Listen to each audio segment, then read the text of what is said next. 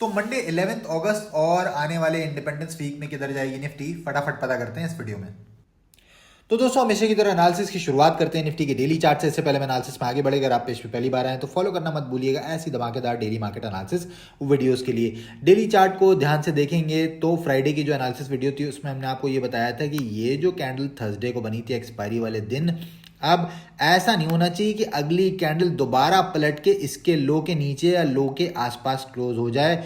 और भाई साहब बिल्कुल वैसा ही हुआ है फ्राइडे को, ये क्लोजिंग अच्छी नहीं है। अब अप्रोच केवल और केवल सेल ऑन राइज की रहनी चाहिए जब तक मार्केट ये जो रेड कैंडल है फ्राइडे वाली इसके ऊपर कोई क्लोजिंग ना दे दे। मतलब कहीं पर भी ऊपर मिलेगी तो हम इसको ठोकने की कोशिश करेंगे जब तक ये 24,050 का जो लेवल है, जो 200 पीरियड का मूविंग एवरेज है डेली चार्ट पे, यहां तक नहीं आ जाती। अब इंट्राडे में ट्रेडिंग को कैसे अप्रोच करेंगे ये देखते हैं निफ्टी के 5 मिनट के चार्ट पे।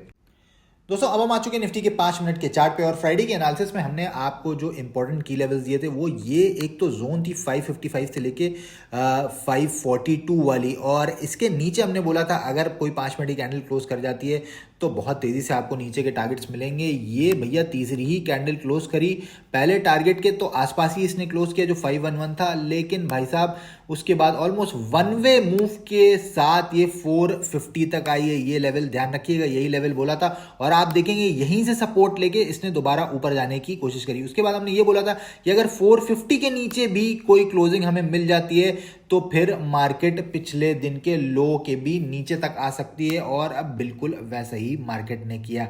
तो भैया इस तरह की एक्यूरेसी अगर आपको भी चाहिए और आप इन सब चीज़ों को डिटेल में सीखना चाहते हैं तो नेक्स्ट बैच 11 अगस्त से स्टार्ट हो रहा है। ये लास्ट कॉल है, फटाफट डीएम करा के रजिस्ट्रेशन करवा लीजिए। अब मंडे को हम क्या कर सकते हैं दोस्तों, अगर बिल्कुल ही फ्लैट ओपनिंग हमें मिल जाती है जैसा कि आजकल हमें देखने को मिल भी रहा है 377 और 343 के बीच में, 377 के ऊपर ही जैसे ही कोई 5 मिनट की कैंडल क्लोज करेगी इसका हाई निकलेगा 343 का। ऐसा लगाकर मैं 401 और 450 के टारगेट्स के लिए जाऊंगा। 450 वंस अगेन की लेवल की तरह काम करेगा। पहले यहाँ पर अगर मार्केट आपको मिल जाती है, यहाँ पर हम कोई रिजेक्शन साइन ढूंढेंगे जैसे ये कोई शूटिंग स्टार या डबल टॉप, इसका लो टूटेगा तो फिर हम नीचे के टारगेट्स के लिए जाएंगे जो कि हो जाएंगे 24,401, 24,377, 24,343, 24,281, 24,236, 24,194, 24,150 और 24,087 तक के।